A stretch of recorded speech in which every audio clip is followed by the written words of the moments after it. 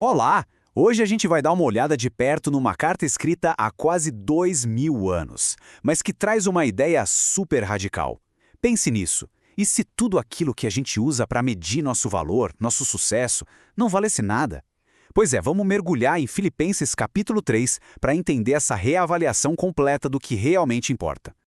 Essa pergunta que está aí na tela vai para chacoalhar a gente mesmo.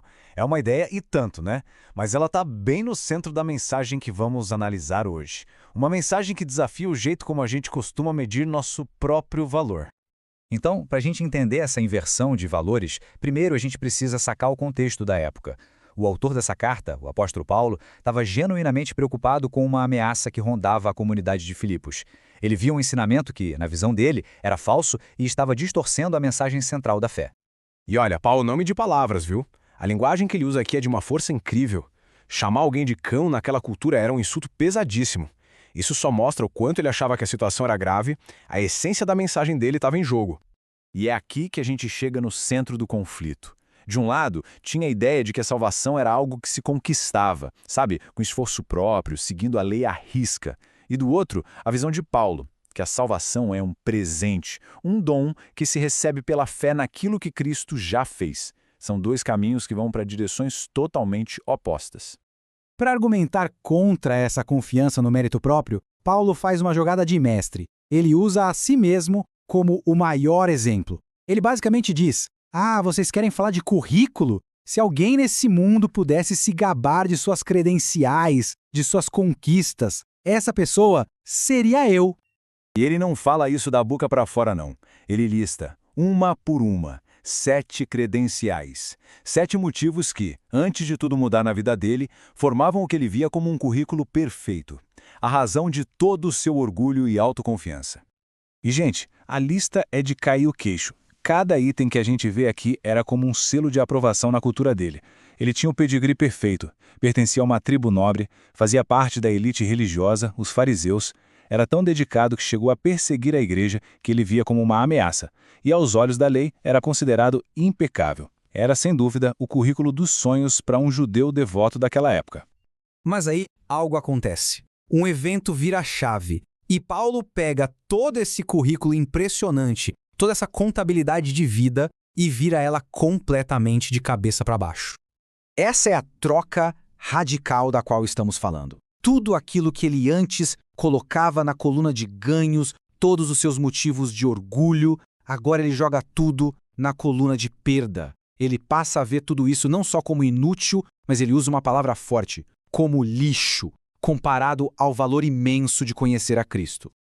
E olha, isso não foi só um desabafo. Paulo estrutura o texto de um jeito muito inteligente, usando uma figura de linguagem chamada quiasma. Funciona tipo um espelho. Ele começa dizendo o que era ganho, depois tenho por perda, aí ele repete a ideia, considero tudo como perda, para no final concluir para ganhar a Cristo. Essa estrutura espelhada reforça a ideia principal. A inversão de valores foi total, completa e muito bem pensada. Certo, então fica a pergunta. Se ele jogou fora toda essa confiança que tinha em si mesmo, o que entrou no lugar? O que ele ganhou nessa troca toda? O que ele ganhou foi um tipo totalmente novo de justiça. Não uma justiça que ele construiu com as próprias mãos, sabe? Seguindo regras, cumprindo rituais, mas uma justiça que foi dada a ele. Um status de estar certo diante de Deus que ele recebeu não por merecer, mas como um presente, através da fé. O ponto central é esse. Uma transferência completa da fonte de orgulho e confiança.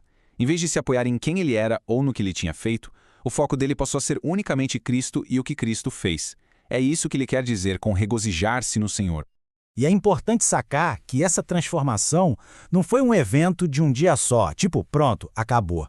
Paulo descreve isso como o começo de um processo, uma jornada contínua que dura a vida inteira. Com uma humildade impressionante, o próprio Paulo admite que ele ainda não chegou lá. Ele não se enxergava como um produto finalizado, mas como alguém em construção, sabe? Alguém que ainda estava no meio do caminho. Eles resumem a atitude dele em uma única ação com 2 partes, bem como um atleta focado numa corrida. A primeira parte, esquecer o que ficou para trás, e isso vale tanto para os sucessos do passado quanto para os fracassos.